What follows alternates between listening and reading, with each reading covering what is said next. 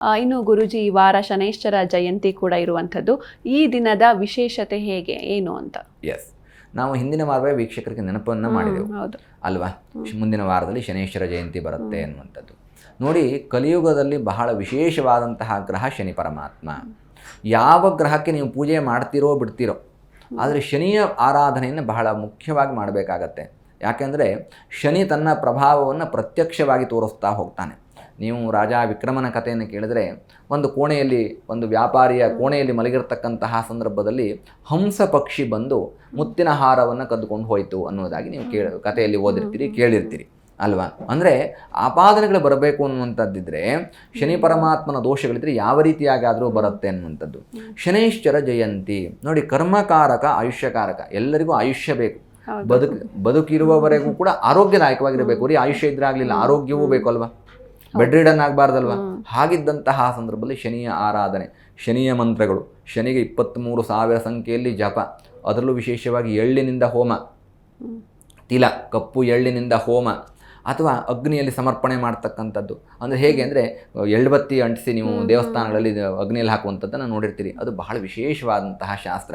ಕಪ್ಪು ಬಟ್ಟೆಯಲ್ಲಿ ಕರಿ ಎಳ್ಳನ್ನು ಹಾಕಿ ಎಳ್ಳೆಣ್ಣೆಯಲ್ಲಿ ಅದ್ದಿ ದೇಹಕ್ಕೆ, ನಮ್ಮದೇ ದೇಹಕ್ಕೆ 3 clockwise 3 anticlockwise ಸುತ್ತಿ ಅಗ್ನಿಯಲ್ಲಿ ಹಾಕೋದ್ರಿಂದ ಶನೈಶ್ಚರನ ಅನುಗ್ರಹ ಪ್ರಾಪ್ತವಾಗುತ್ತೆ.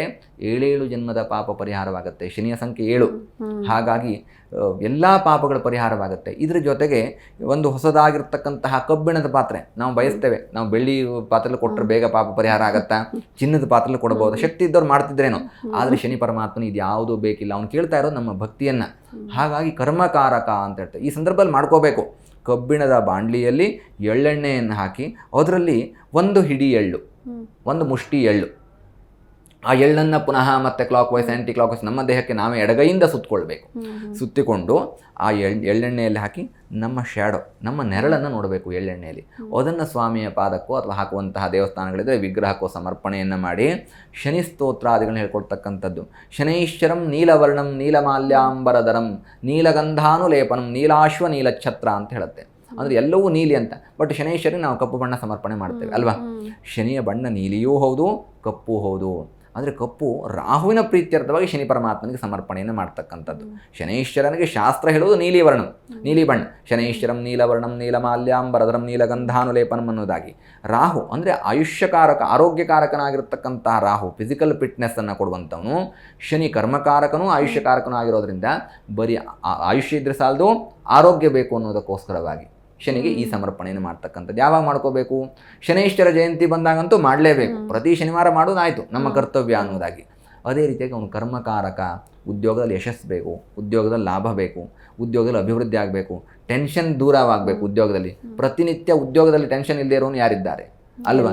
ಎಲ್ಲರೂ ಇದ್ದಾರೆ. ಇದೆಲ್ಲದಕ್ಕೆ ನೀವು ಆಸ್ತಿಕರಾಗಿರಿ, ನಾಸ್ತಿಕರಾಗಿರಿ, ನಾನು ಹೇಳಿದಂತಹ ಸಾಲನ್ನು ಶನಿ ಪರಮಾತ್ಮನಿಗೆ ಫಾಲೋ ಮಾಡಿ ಶನಿ ಪರಮಾತ್ಮನ ಆರಾಧನೆಯಲ್ಲಿ ನಿಮ್ಮನ್ನು ತೊಡಗಿಸ್ಕೊಳ್ಳಿ. ಶಂ ಶನೈಶ್ಚರಾಯ ನಮಃ ಅನ್ನುವಂತಹ ಮಂತ್ರ ಹೇಳ್ಕೊಳ್ಳಿ. ಖಂಡಿತವಾಗಿ ನಿಸ್ಸಂದೇಹವಾಗಿ ಸಿಗತ್ತೆ. ನಾವು ಯಾರಿಗೂ ಸುಳ್ಳು ಭರವಸೆಯನ್ನು ಕೊಡೋದೇ ಇಲ್ಲ ಅಲ್ವಾ?